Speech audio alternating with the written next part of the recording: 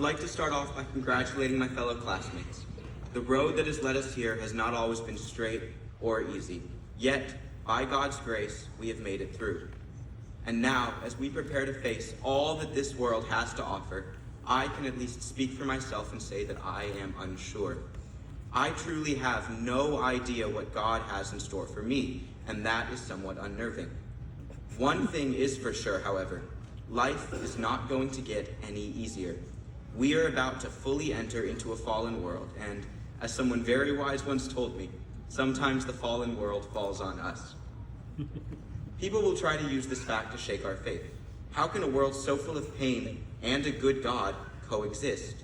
Yet consider the words of C.S. Lewis in Mere Christianity when he says, quote, "A man does not call a line crooked unless he has some idea of a straight line." Given this truth, I maintain that suffering gives way to glory. We all have places in our lives where this maxim might seem ridiculous. For me, that would be my mom. She has been struggling with stage 4 breast cancer for over 2 years now. It's terminal. She will be on medication for the rest of her life. It's okay to wonder why. Tragedy is everywhere and in abundance. Christianity reveals the ultimate cause of suffering. It diagnoses the disease within humanity. Man has turned from God, who is life, and fallen into the power of death. The crooked line is only crooked because it has diverged from the line that never bends.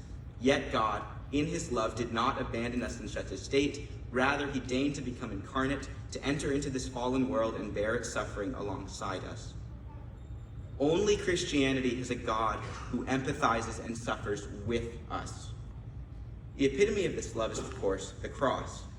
In Roman antiquity, crucifixion was the most violent, painful, and disparaging form of execution devisable.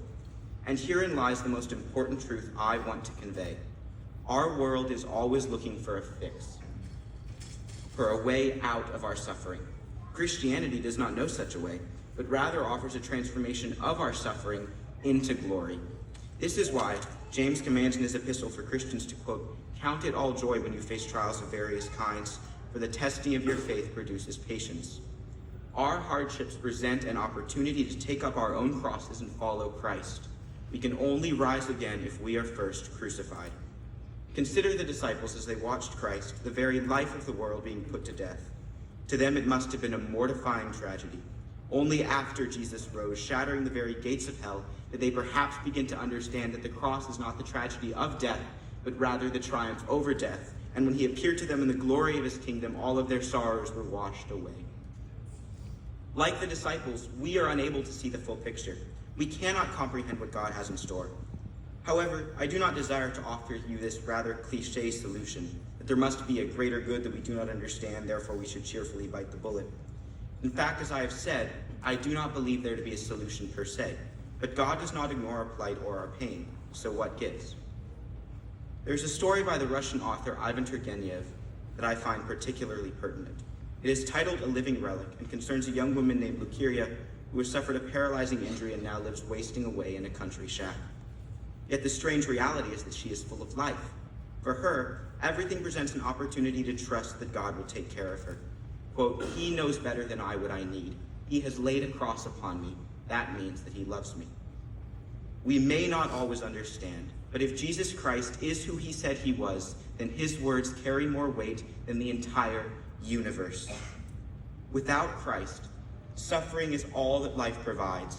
Without Christ, it is all there ever will be.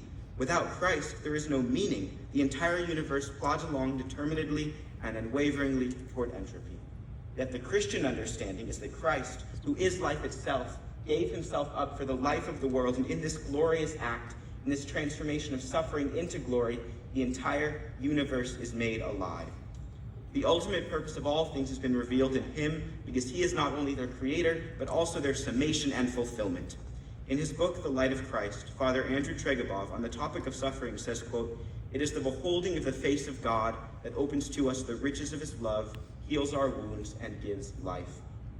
So seniors, when it seems that the world is crashing down around you, when life isn't going as planned, when you are unsure of where you are headed, when you cannot see a way out, my charge is that you look for the face of Jesus. He is waiting, not to pull you out of whatever situation you find yourself in, but to invite you into his presence where there is perfect peace. Thank you.